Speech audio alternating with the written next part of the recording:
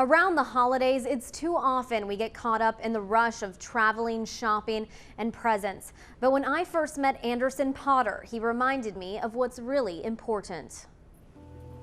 Big change. I can tell the muscles building up in my legs or something. With each careful step, 17-year-old Anderson Potter is thankful.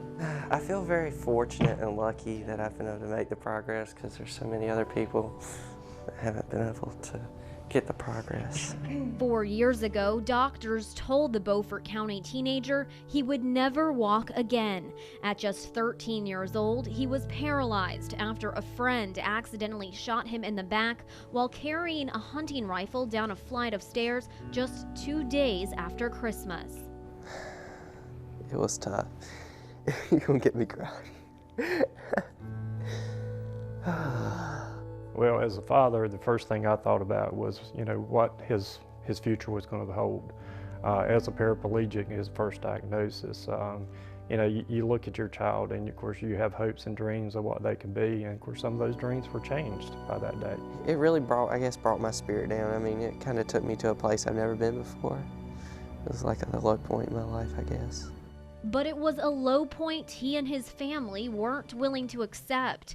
Internet research led them to the Shepherd Center in Atlanta, a nonprofit specialty hospital dedicated to rehabilitating patients with spinal cord and brain injuries. Combined with physical therapy at Vidant Medical Center in Greenville, Anderson slowly but surely started making progress.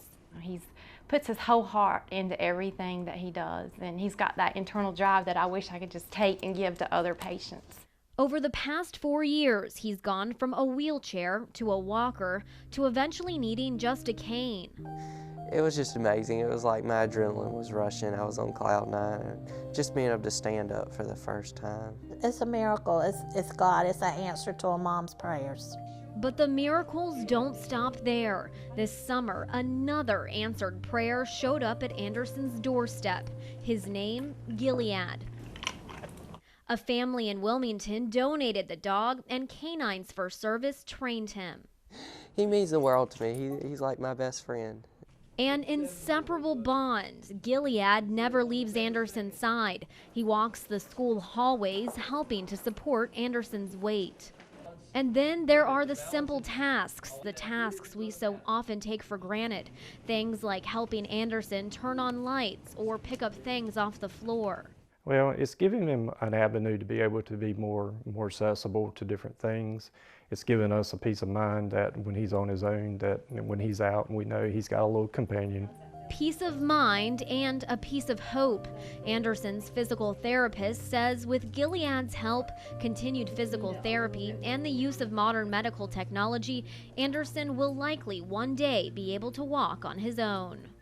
Well, it's a daily struggle, some things, but I just have faith that it's going to get better. It's that faith, especially in God, that Anderson's mother says has given her family the strength to get through.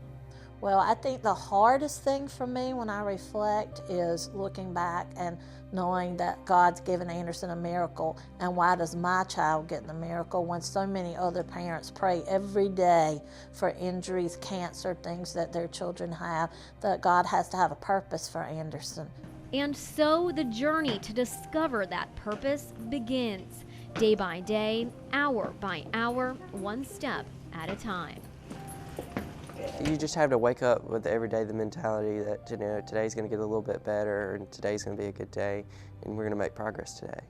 Anderson just got his driver's license and says he's looking forward to applying to colleges this summer. If you'd like to learn more about Canines for Service, that nonprofit that trained Anderson's dog Gilead, just head to our website, WNCT.com. Wishing you and your family a Merry Christmas, I'm Katie Banks, 9 on Your Side.